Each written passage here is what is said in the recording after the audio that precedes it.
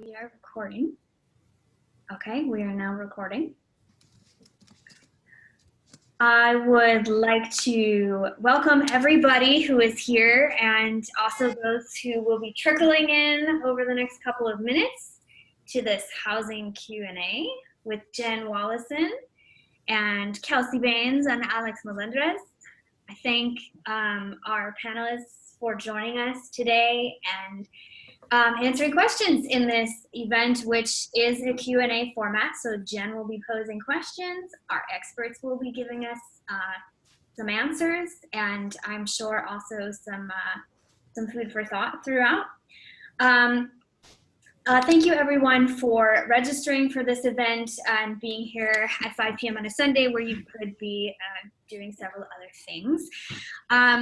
We, as I said, are recording the event, and that does not mean that we will be able to see your face. Only the panelists will be shown on this webinar. Of course, we hope that you find this informative. We also want to let you know that, yes, we asked for some questions, any questions that you might have when you registered for this webinar.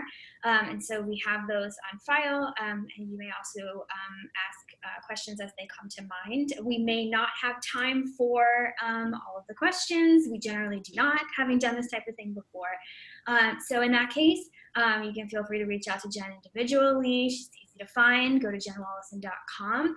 You can also sign up for individual office hours with Jen. So you can go on there. You have a chance once a week to speak one-on-one with Jen or schedule a time to Zoom with her personally. The primary purpose of this event, like I said, is to be educational. And to hear from our experts. And I think Jen is going to give a little bit of an intro for both of them, and they will, of course, introduce themselves.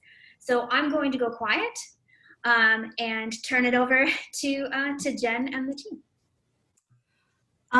Thank you, Rachel. And for those of you who don't know Rachel, Rachel Horst is my campaign manager, and she's fabulous. And I also want to welcome and thank Kelsey Baines and Alex Melendrez for being here. And of course, to all of the attendees who, as Rachel said, are taking their time, are taking your time out to come and hear what we have to say. So the reason I'm holding this event is because one of my top campaign priorities is to add housing. And I do believe that we need housing at all income levels throughout Menlo Park.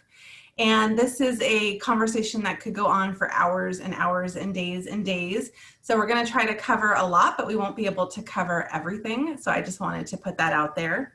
And I wanted to say a few things to kind of set the foundation for this conversation. The first thing is that today is October 11th, which is the day before Indigenous Peoples Day. And I think it's a good reminder with Indigenous Peoples Day tomorrow to remember where we live and who lived here before us. As we're going to be talking about land and what we're going to be doing with land, to really reflect on kind of who was here first, who has come here and seen things change. And we are sitting on Ohlone land. There's evidence of burial grounds in San Francisco Creek. So I just wanted to acknowledge that all Californians that are not Ohlone have descended from migrants or immigrants here, and that we need to remember that when we're talking about land and welcoming others. I also want to acknowledge that, as I mentioned, this is one short conversation about housing, and whether I'm elected or not, there's going to be years of conversations about housing in our community. So I just wanted to make sure you all know that there's going to be a big public process known as the housing element that's going to be coming up, and we're going to refer to that in this event. But just to set the stage, that this isn't the only chance to hear about these issues. And another thing I wanted to mention is when people talk a lot about housing, they talk about 3 Ps. The first P being production, which is like building housing. The second P being protection, so renter protections. And the third P being preservation, preserving affordable housing stock and different levels of housing stock in a community. This event is really only going to touch upon one of the Ps. I know there were some questions that came in about some of the other Ps. And we're going to be talking primarily about production and about building and adding housing. So I just wanted to give you all that heads up. This topic has been one that, I've been learning about over the years.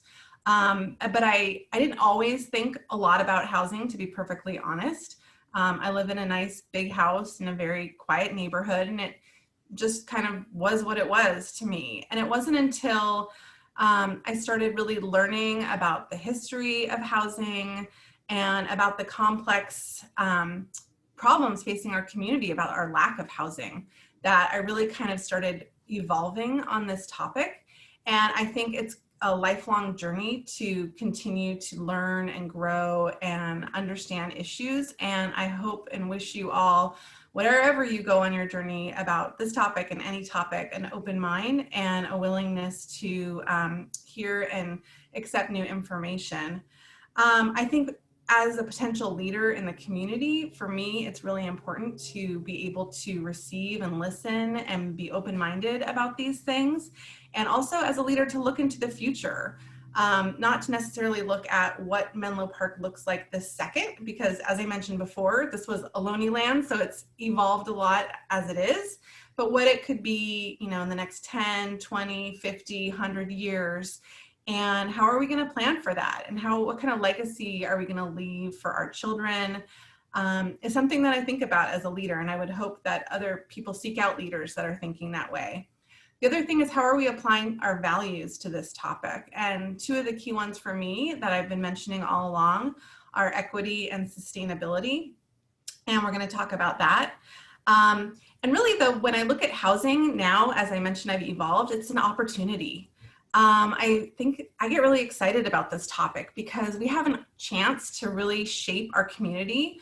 We're going to be forced to do some things, and we're going to talk about that, but it actually is going to provide us with new possibilities for Menlo Park of potentially being, more community oriented, more close with our better connections with our neighbors, and more ability to grab a cup of coffee with people, hang out at the park, work close from home, whatever it is. So I hope that you will join me in looking at this as an opportunity as well.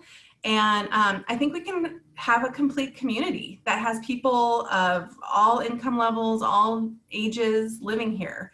I also think that having different people is a good thing and a necessary thing. The pandemic has really illustrated the critical part that essential workers play in our community, and they need a place to live.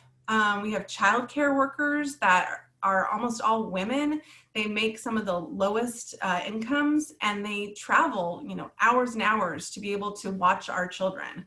Our delivery drivers, our waiters, our nurses, all these people need to be able to live somewhere. And God forbid if there were an emergency and all of our essential workers were hours and hours away, how are we going to live and deal with that? We also have to think of, the new generation, Gen Z, and whether they can live here and whether they would even want to live here. Is this the type of community that the young people are looking to be part of? Or do they want a more transit-oriented, vibrant, walkable, bikeable place to live? We have young families that are leaving because of the affordability crisis. School enrollment is actually down. And so we need to look at that, and teachers can't afford to live here either, and they're leaving. We have seniors who want to be able to age in potentially different types of housing stock that they're currently living in, and being able to have a wide variety of housing for different ages is really important. And I also just want to, again, go back to the values of equity, and we're going to talk about the history in Menlo Park and what it means to have a diverse and inclusive community, and also sustainability. Why having housing all over is important for our climate goals. And I encourage you all to go to my website. I did a climate Q&A kind of just like this with Josie Gaylord on the EQC, which stands for the Environmental Quality Commission, where we talked about climate, because as we talked a lot, these issues are really interconnected. So I'm almost done with my intro. I warn you that this is going to potentially cover a lot. It could get a little wonky, which means there's going to be potentially acronyms or agencies or numbers that we're going to be throwing out. We're going to try to explain all that. So bear with us. And I'm really now excited to introduce Kelsey and Alex. And I'm actually going to let them go ahead and do their own bios, so you have a really good sense of who's here. So I'm turning it over to Kelsey first. Thanks, guys. Thank you, Jen, for inviting me, and thank you for that great intro, which I think gave a nice big picture of where we're at in terms of housing. So housing is something that I am now obsessed with, but if you had told me I was going to be really into housing 5 or 6 years ago, I would have looked at you like you were crazy. I was sort of like Jen, where I was someone who was housing secure. I certainly recognized that housing was expensive, but it wasn't something that I spent a great deal of time thinking about. And I kind of came to this indirectly. So my background is I'm a psychologist, and I went to grad school to study addiction, substance use. And then when I was finished with my grad school program, my internship, I was fortunate to get a postdoc in the Bay Area. So I was excited to move back to the Bay Area. And my postdoc was in substance use and homelessness. So I was applying what I had learned in substance use disorder treatment to the homeless population. And that's what brought me to this part of the Bay Area. And I really enjoyed my postdoc. I was working primarily, I did several different rotations, but I spent a year in the homeless veteran rehabilitation program here in Menlo Park, and was working in a 6-month residential program with veterans who had been homeless and were transitioning out of homelessness, and found that work really rewarding. And then I subsequently got another job with this program called HUD-VASH. Jen warned you that there would be a lot of acronyms, but I was working for HUD-VASH, and what that program does is set veterans up with vouchers so they can get permanent housing in the community. And what I discovered when I started that job is it was really hard if you had a voucher to get housing anywhere close to the hospital. And I had seen when I was working in we called it HVRP in the residential program, how important community was to recovery. And when people had to leave the area because they couldn't find housing, most people were getting housed Sunnyvale and further south, because that's where housing sort of starts to become more affordable, so you can find something with a voucher. So that was kind of what brought housing into my awareness of like what's going on here. And then I was opened up to the world of zoning by my personal experience, which was I was renting a small 1-bedroom cottage in downtown Palo Alto, and it was on a fairly large property with 2 apartments in the back. So it was a little cottage in the front and 2 apartments in the back. And while I was living there, it was sold for $3.5 million. And shortly after it was sold, the redevelopment sign went up, and the plan for that property was to tear down all 3 homes, the 2 apartments and the 1 house, and build just 1 house. And here I was doing this work with veterans who were, trying their best to join this community, and here we are destroying the already existing housing to build much more expensive housing. So I called the city and I said, this seems crazy. We shouldn't allow this to happen. And the city told me, well, there's actually nothing we can do to stop it. It's zoned for this, and it's definitely going to happen. And by the way, the 3rd unit there was illegal to build in the first place.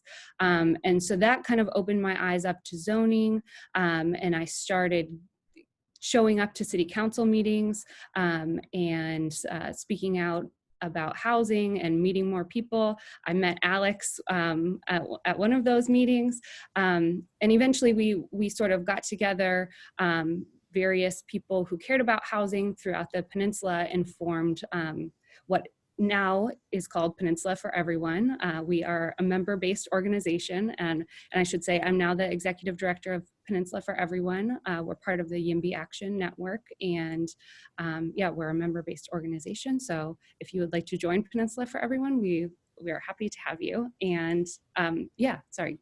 Kelsey, you mentioned a word that I think is going to come up a lot, which I'm not sure if everyone here knows what it exactly means.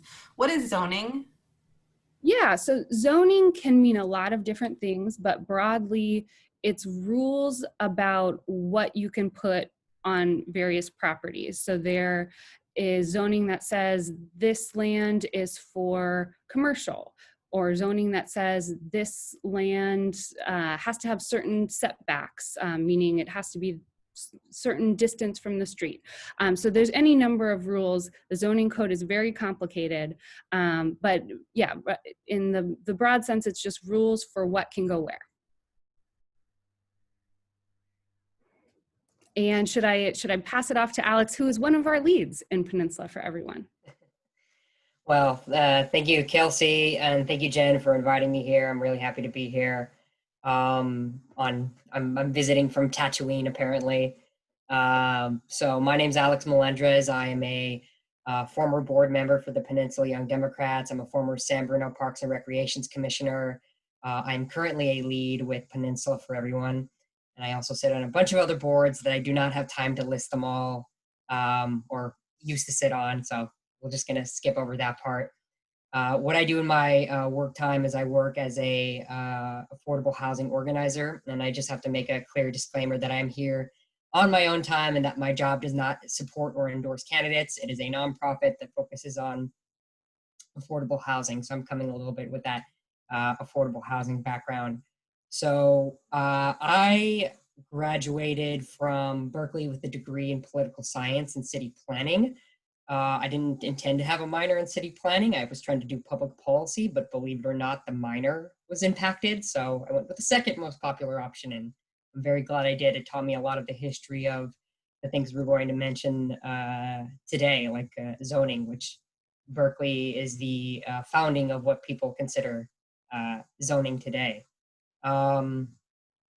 One of the things I also do is I'm very active in my local government. I've participate in a variety of like things like this, like Q&As, panels. I, participate in public comments all the time. The number of city council meetings I've been to, I can't even count. Really my focus has always been on equity and trying to focus on the best approaches for affordable housing, vulnerable communities, and making sure that everybody who works here, lives here, and grows up here can have a suitable place to call home. Really, at the end of the day, my priority is people. And just like Kelsey, I have my own version of how I, became a housing person. There are two unique stories that usually were turning points for me. The first one was in 2008, which was, not just my housing opening, but also my political awakening during the Great Recession. Like many other people in the Bay and across the country, my family was on the verge of losing their home. I'm fortunate we didn't. My mom was laid off and we were just struggling to get by. I saw a lot of my friends and family members who either lost their homes, lost their income, and all were suffering from what is essentially the loss of a home. And it was a really hard time.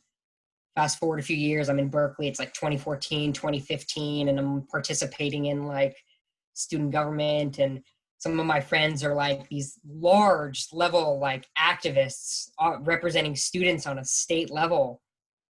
And several of them were homeless.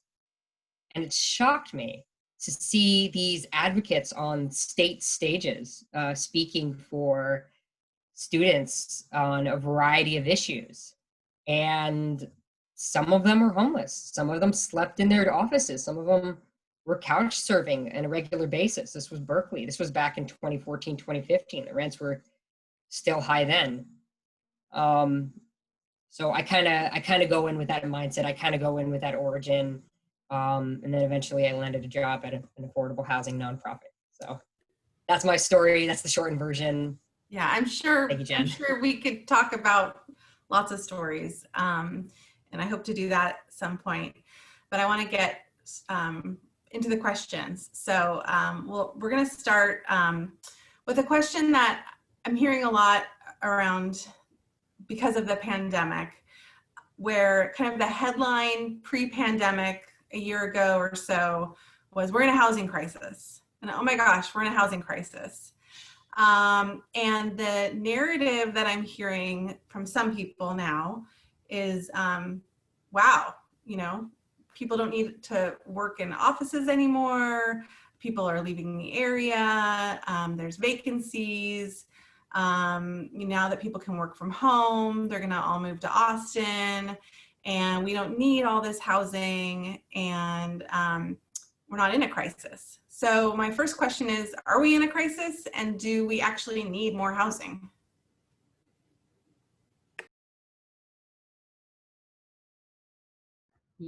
Yes, so we are in a housing crisis still. I think that we don't quite see it as much because we don't have the traffic on our roads every day. But hopefully this pandemic is not going to last forever. If we can get some more effective leadership in the Bay Area, I think we can count on, in our country and world. But eventually we're going to get through this pandemic. And people are going to want to go back to their jobs. And so in our area, we have seen for a long time this rapid economic growth, and the housing production has not kept pace in order to house those workers. And in San Mateo County, this problem is particularly acute. Between 2010 and 2016, San Mateo County added 17 jobs for every one home. So our shortage is dire, even if we see a little less pressure, as some people might continue working from home. Given the drastic nature of how bad our housing crisis is, we're definitely not out of the woods yet. The other aspect is that for a long time we've solved our housing crises in California by using sprawl. So we kind of build out and out and out. And given climate change and given the fires, we are going to start to see more climate refugees. So people are going to be needing to be in the more temperate parts of California rather than continuing to build large single family homes further and further out into these fire prone areas, which I think we can count on continuing to see more and more fires. So I think the climate change pressures are pretty dire in terms of people are going to still want to live in the Bay Area even with COVID. Yeah, Alex, and how does affordable housing fit into this piece? So in talking with affordable housing developers, community organizations, the very people who are both in and waiting for affordable housing, the wait lists are still, the wait lists for affordable housing are still hundreds, and in some cases still thousands long. So the need for affordable housing is still very much a, major priority. It's a crisis within a crisis. What we're also seeing, and Kelsey kind of touched on this, is workers and essential workers, they don't work from home. Most of them don't work from home. Especially from communities of colors, specifically speaking as a, half Mexican, half Latino myself, half Mexican, half Afghan, is with communities of color, you have large family groups sticking together to be able to afford what housing is left. And this is overcrowding, and it's not the same as density. And I know a lot of people, it can get confusing sometimes. The Almanac, San Mateo County initiatives, the New York Times even will tell you that overcrowding in San Mateo County is a huge issue in every city. And so you see an increased risk, to these essential workers. You have, who are, in large percentages, minority communities. This is a partial reason why the Latinx community makes up 50% of the COVID cases in San Mateo County, despite nowhere being near that demographic, representing the county. You have the essential worker status, you have overcrowded living conditions because of the high cost of rent. And yes, rents have gone somewhere down, but nowhere near the level needed for even middle-class families here in San Mateo County. And that's just a recipe for disaster. It's a recipe for disaster for people's public health, even if we weren't in a pandemic. And so to answer the question, the housing crisis isn't really going away. And if anything, we're learning how much housing is playing into one's healthcare. And final note, in a personal story, speaking as somebody with Mexican roots myself, overcrowding is an issue in our community. It's a issue with our community because not just at the high cost of rent, but let me give an example. So there was a point where my uncle was housing 8 people in a 2-bedroom apartment. Why is that? Because family members were constantly either at risk of homelessness, being pushed out, or they couldn't afford the high costs of rent. And so to make sure that they had shelter, he opened up his home to my family members to make sure that they could have a place to stay. That's the kind of situation we're living in San Mateo County. Wow, and I think sometimes being in Menlo Park, some parts of Menlo Park, it's kind of out of sight, out of mind. We don't see that. I mean, we can read it on the news, kind of the growing inequity and the income gaps but hearing a firsthand story is really, really powerful. And I wish your uncle and your family well in that. So yeah, I mean, the housing crisis, so we need housing. Another thing I hear from constituents or neighbors is, okay, the Bay Area needs more housing. Some communities are, better suited, the land is cheaper, and why does everybody think they can live in Menlo Park? Like, we're kind of an affluent community, and that's kind of what a lot of people bought into. And yeah, the area needs housing, but why can't people live in Redwood City or in Sunnyvale or somewhere else? So do either of you, Alex, do you want to answer that? So I can answer part of this because my work really plays into this. So I have kind of a little bit of experience of this as an organizer. So this is something I hear all the time. Really, every city has its parts to play. And I believe most community members in most cities, including Menlo Park, want to do the right thing. And it's making the connection between our values and how to translate our values into reality. Every town, every city, every neighborhood says, yes, we should build housing, but not here, not near me, where, stuff like that. And if we followed those guidelines, we wouldn't really have housing anywhere. And it's, how should I say this? It's like, I'm going to use another Latino example. It's like saying you believe Latinos should have civil rights, but not near me because I'm concerned about like my neighborhood character or something like that. We have to start looking at housing as kind of like a fundamental human right. So what exactly does housing, ruin in a community? Is it, it could be architecture, I don't really know. But one of the things I like to think of when we think of why we should bring housing into our community is not the actual building itself, which I think gets a little too much focus. It's the actual people inside. I love this analogy. I wish I had a pop-up book where you had the picture of a building, and then you can pull the tab to actually see inside the building, and you could see all the people living inside, enjoying their time, spending their time with their kids, their dogs, their pet, and enjoying their definition of home. And I believe every community wants to be able to provide, other community members a version of home. Kelsey, do you have anything to add to that? Yeah, so I will piggyback on Alex's idea that housing is really a human right. It's something humans fundamentally need. And if we think about it being a human right, we need to apply our values and add housing in every place. Where I think people kind of get stuck in this idea, the trap people can get into is the idea that a home is something to be earned.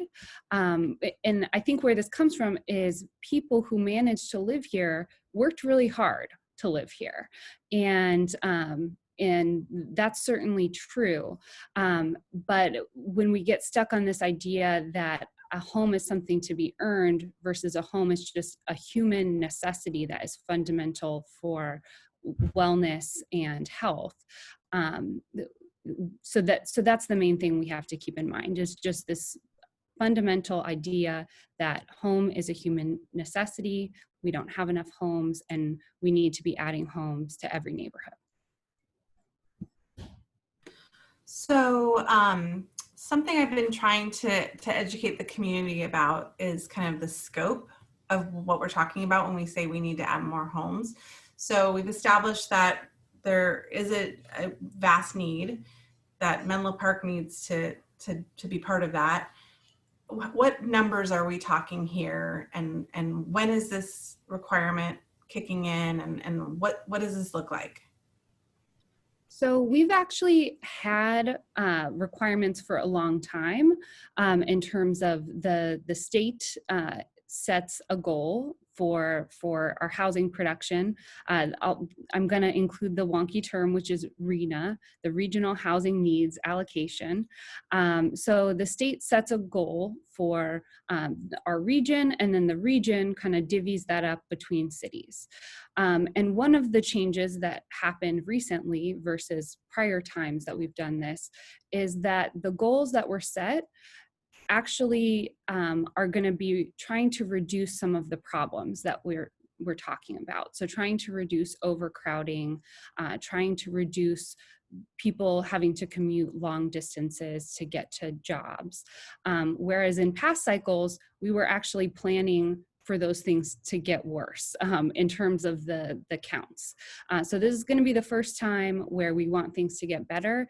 And this is still in progress, what the number is going to be, but we think it's going to be around 3,000 new homes in Menlo Park between the years of 2023 and 2030. So that's our next cycle for our housing element. And yeah, we'll be needing to plan for 3,000 new homes in that 8-year window.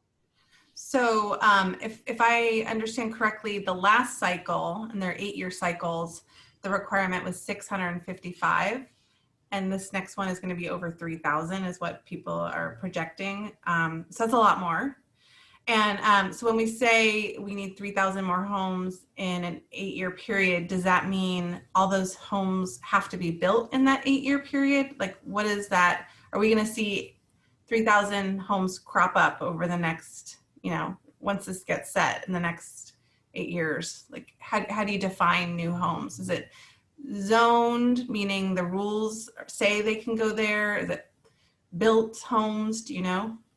It's kind of somewhere in between. So the goal is to have it built, and you need to have a reasonable plan for the sites that you pick to be developed. One of the things that cities have done in the past is picked sites they purposefully know won't get developed as a way to get around the rules. So you do have to plan for reasonable, that it could happen within that 8-year time frame. Okay, but can we expect there to be like a gradual process of adding these homes, or are we just gonna, how has it been done in the past? Has it like BAM or? Well, in the past, we have missed these goals dramatically. And as I already kind of set up, we set the goals we know that we set the goals too low relative to what the job growth actually was. And we didn't build very much of the housing. So it's not gonna, housing takes years to get permitted and then get built. So it won't be anything that is gonna be like turning on a light switch and everything changes. It will be gradual, but if we are achieving our goals, we will actually be adding housing versus in the past, it was at a too slow of a pace to keep up with what the need was in our community. And we've seen how devastating not hitting those targets was. So 3,000 units is a lot of units. And I know there's a lot of people in the community who, when they hear that, they're saying, where is this gonna go? I know neither of you live in Menlo Park, but I know a lot of you know Menlo Park. What are your thoughts on where this is going to go? So I've got something to say for that. I'd say everywhere. So one of the things that I'm sure a lot of people may not know is 75% of San Mateo County is actually protected land. And we like protected land. We like green space. And we all want to keep that. But that leaves 25% of the remaining land for urban and suburban development, and that includes commercial space. I'm going to go into a few more statistics here, so I apologize. So of that 25% that's remaining, 2/3 of that is just zoned for single family homes. So there isn't really like a lot left to build.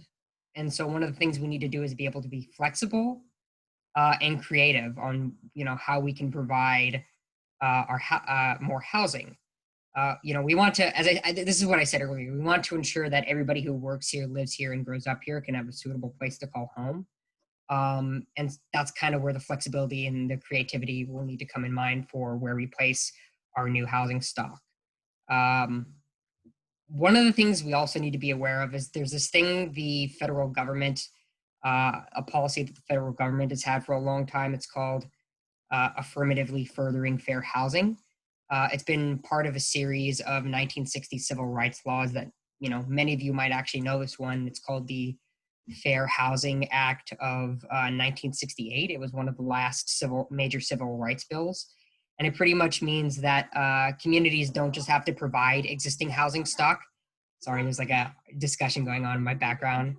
They have to be able to provide housing stock, not just without discrimination, but communities have a legal obligation to promote diverse and inclusive communities, especially for making up for decades of housing injustice, where generations of minorities, particularly African Americans, have been segregated.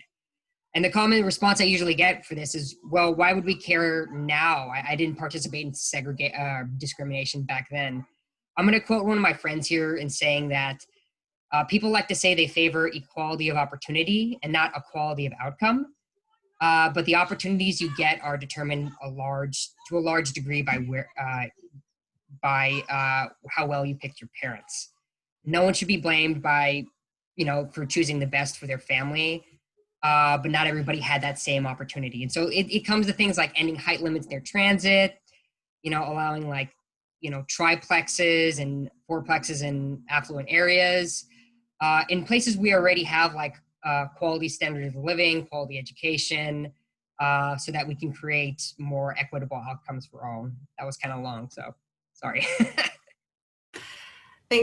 So you started to talk about some of the solutions that could be on the table, and I think we're going to get more to that in a few minutes. And I just want to let everyone know that no decisions are made or being made now. Again, there's going to be a whole public process and that the whole community will be part of. And as I've stated, it'd be premature to suggest one solution or to take anything off the table. And we're going to talk more about that in a minute. But I do want to address, Alex, you bringing up these opportunities and how some people had opportunities and some people didn't.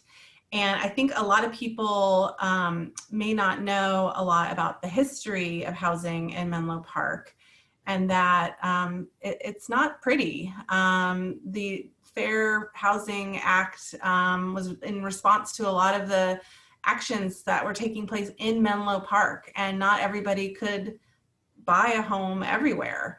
So I'm wondering what you know about the history of racial segregation in Menlo Park, and how does that history inform what our neighborhoods look like today?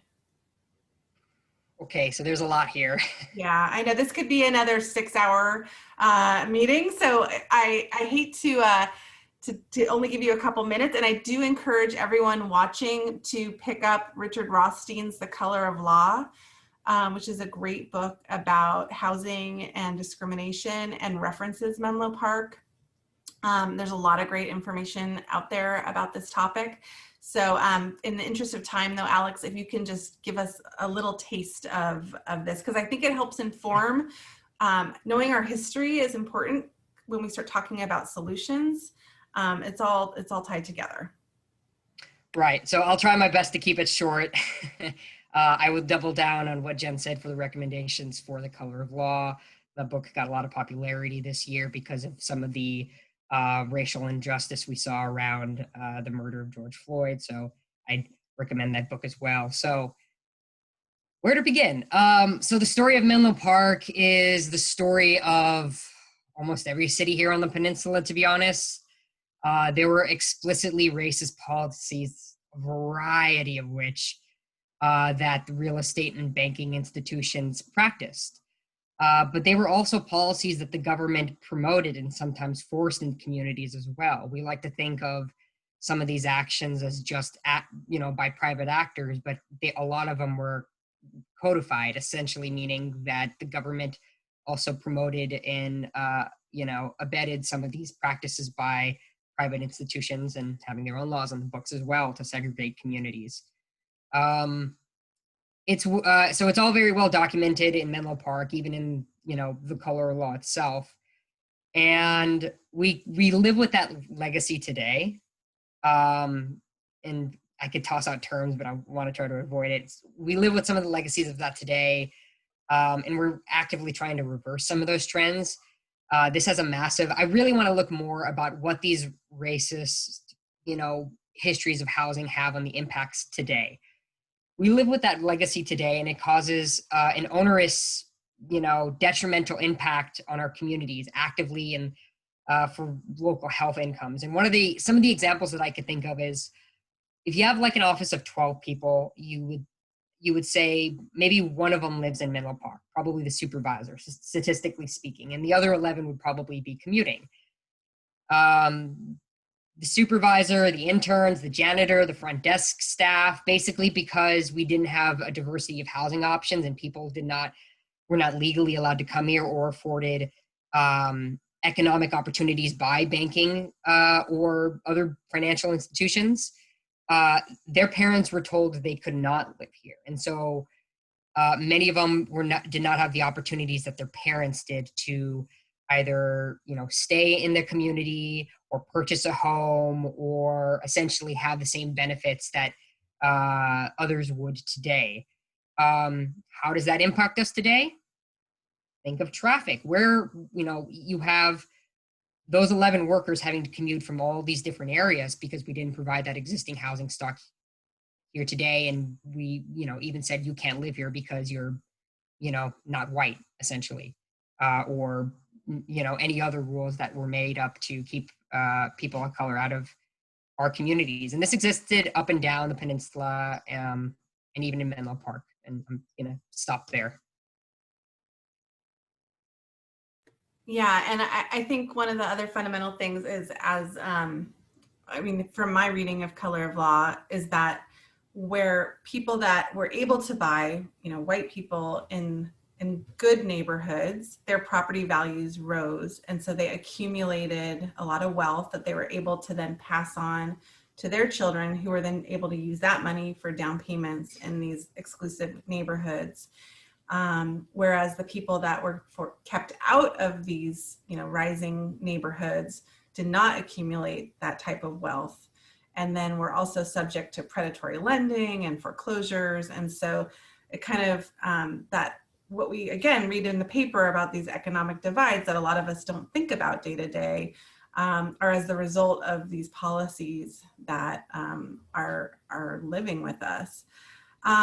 Which kind of leads me to, what do we do about it? Not just about kind of addressing this history, about the crisis, about, you know, our teachers that can't afford to live here, about, you know, the fact that my sister-in-law, who makes a great salary, her husband, they're both in tech, they have young kids, they thought about moving out here, and there just wasn't anything that fit their lifestyle that they wanted to have. Childcare facilities close by, near transit, because we can't have workers here. So how do we address this? How are we going to add the housing that we need? And something that I just want to say before, I think I'm going to turn this over to Kelsey, is that I've been saying that we need to be considering every option right now. We're embarking on the housing element in a few years, which is the public process, part of which, to figure out how we're going to address this 3,000 number and where it's going to go and what it's going to look like. And it would, to me, seem foolish for a leader to, you know, eliminate any option or to push one option. But that being said, what are the options? What does the menu look like of options? So Kelsey, can you help us with that one? Sure. And I am gonna try sharing my screen so we can visualize some of the options. But while I'm doing that, I might just talk a little bit about the housing element process. Sorry for my messy desktop. Let's see, view, present. So the housing element process is done every 8 years, and it's a community-driven process. So there's going to be a bunch of community meetings, probably starting in 2021, about envisioning what does adding 3,000 homes to Menlo Park look like. And as Jen said, there are a lot of potential options on the table. Generally, in planning in our area, we kind of only have two kinds of options on the table in most places. So we kind of think about, we have our detached single family homes, and we have zoning for single family homes. And then we have apartment buildings on the other end of this diagram here. So you have kind of the bigger size apartment buildings. But in our zoning, a lot of times we don't have these options for what is called missing middle housing. That's a term that Opticos came up with, but basically in between detached single family homes and tall buildings, there are all kinds of things in between. So there's townhomes, there's cottage courts, smaller courtyard apartments, duplexes and triplexes. And one of the things about this is that missing middle is somewhat of a wrong term, because these types of housing aren't necessarily missing. They would be hard to build today because of the laws, but they actually already exist in our community. So these are some missing middle housing types in D3 in Menlo Park. And if we think about kind of envisioning what this could look like, these different types of housing, I took some pictures of housing at different levels of intensity. So on the left, you see a very cute, tiny little duplex that is substandard by today's standards in a lot of different ways, but it's very, I think, charming. And this is in downtown Palo Alto. And then on the other side of downtown, I took a picture of this colorful fourplex. It's kind of got a beautiful porch to hang out on, and I always liked walking by that house. This is another fourplex, which the house on the left was right next door to me, and I always admired the garden there. And then if we're going more intense land use patterns, we have this kind of mid-rise 5-story building, which I want to say this is maybe an 8-unit building. So they're bigger units. There's some 2 and 3 bedrooms in there. And then we can go even bigger. So you can imagine things like this being close to your train station, because in Palo Alto, they are close to our train station. So these are some of my favorite kind of bigger buildings. I think they were both built in the 20s, and both in downtown locations. And one quick story, and then I'll stop showing examples, Jen. But one quick story about the building on the right. In Palo Alto, this is actually a beloved building. It had been used for residential until it was purchased and then converted to hotel, or converted back to a hotel, because it had been a hotel originally. But if you were going to build this building today, you wouldn't be able to.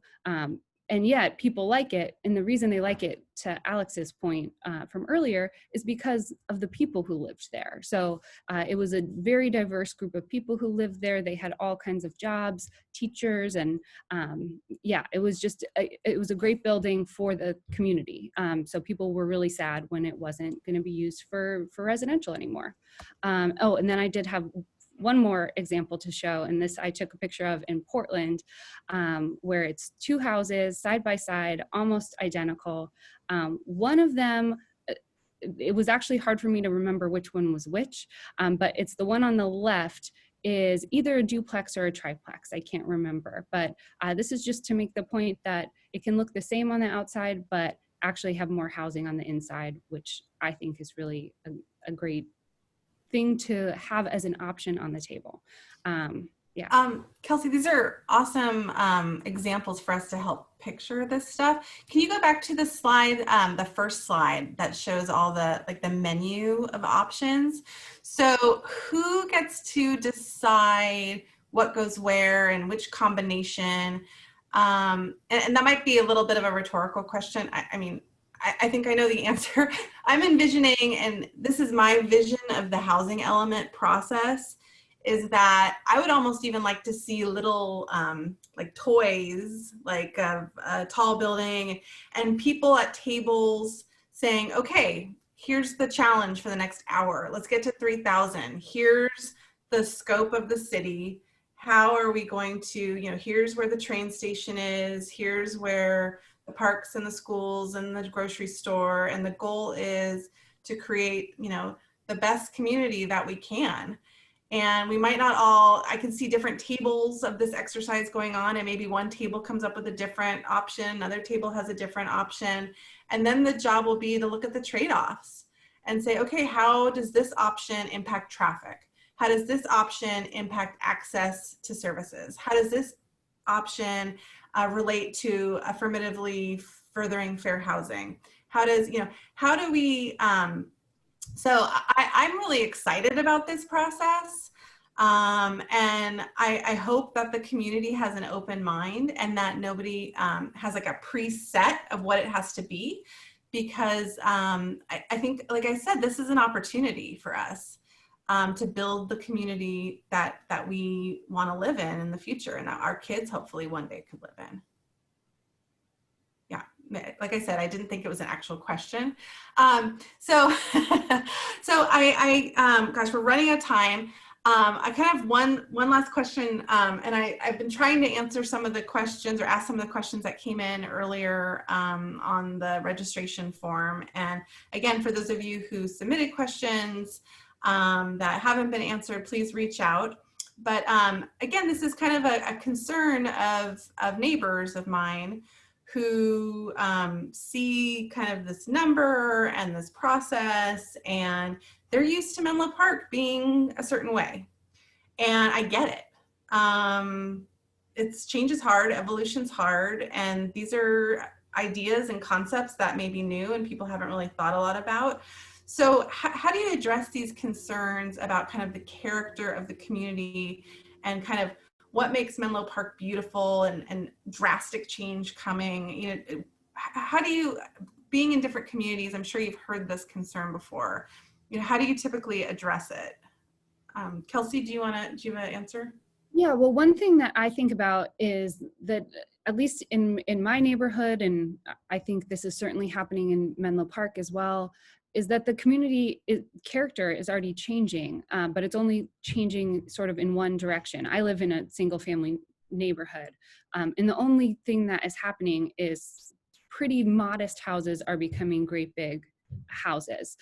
So it's just that there's only kind of one change that's happening, and it's just the housing is going from expensive to even more expensive. So, and it looks quite different. Sometimes it's very jarring, the great big houses next to the small houses. So yeah, that would be my point, is the character is already changing. Why not let it change in a more affordable direction instead of in a more expensive direction? I just want to toss in there, just define drastic. So ADUs are already allowed under state law. People. And can you define an ADU, Alex? Yes, thank you. It's so easy to get lost in the alphabet soup. So it's accessory dwelling units, otherwise sometimes commonly known as granny flats. It's like when you, this is just one example, it's when you convert your garage into a living space. ADUs, or accessory dwelling units, are already allowed by state law. You can have up to 3 on any single family home lot, regardless of. Sorry, that's you can up to 2. 2. I'm sorry, 2 ADUs with your existing single family home, pretty much everywhere in California. Thank you, Kelsey. And even those don't get approved or built overnight. Those don't even get planned overnight. Most housing doesn't get approved within a year, within 2 years. I can think of more than a few examples of modest housing taking up to 3 to 5 years to, get built even after they're approved. Even in my city, in San Bruno, we have a housing proposal that was approved. That took about 3 to 4 years. And then when they showed the timeline of the approval at the city council meeting, it was an additional 5 years. So nothing happens overnight. Change is kind of like a natural thing of time, and Kelsey had a lot of great examples. And on it, I want to go back to the community character part. So when people define character of community, what I usually hear is actually more things like food, schools, common events, shared culture. But it's not until we talk about housing do people actually start mentioning the wonky stuff like parking, building heights, and I don't think parking and buildings and really define community. I think your community is defined by, the people who are allowed to live in your community, your shared culture, all the things I mentioned earlier. So community is always changing. Yeah, thanks, Alex. And I think your point of gradual change, that this all takes a really long time. So the housing element and this planning process and these conversations are like the very beginning of anything. And the reason I really wanted to, elevate this topic and have this conversation, especially related to my campaign, is because I think that the leaders that guide this process and this conversation are critical to the outcome to this conversation. And I'm really proud of being able to listen to multiple opinions. I'm doing a little pitch for myself. The election's going on, so give me a little bit of slack here. But I think being able to engage with the community, being open-minded, getting the wonky zoning issues and the trade-offs and the history, this is all part of it. And really honoring kind of the people who have come before and the concerns that people have, but also looking forward of where we need to go. It's a balance, and it's tricky, and we're gonna have to go through it together as a community. And it's gonna be, it's gonna be a process. But regardless of what happens with the election, I'm gonna be part of it. And I hope that those listening to this will be engaged in the process, and that we're all gonna have our chance to speak. And I just really want to thank you both, Kelsey and Alex, and those who made it through this talk. I hope we kept it at a level that was accessible, but meaty enough. And what I hope everybody leaves with is seeing this as an opportunity, that we are poised with this responsibility, but also this possibility of designing the community of the future that can be more sustainable, with streets that are walkable, so we don't have to get in our car to go grab a carton of milk. We can send our 10-year-old out and he can cross the street because the market's on the corner, and not worry, and grab an ice cream cone on the way back, and where we can have young families, grad students, seniors, all living here. And I'm just excited for what the future holds. And I thank you again, both Alex and Kelsey.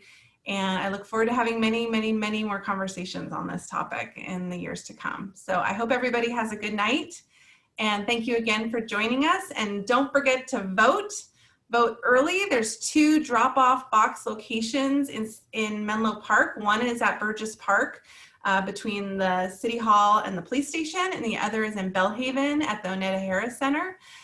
So turn in your ballots, and everyone have a great night, and thanks again for joining us.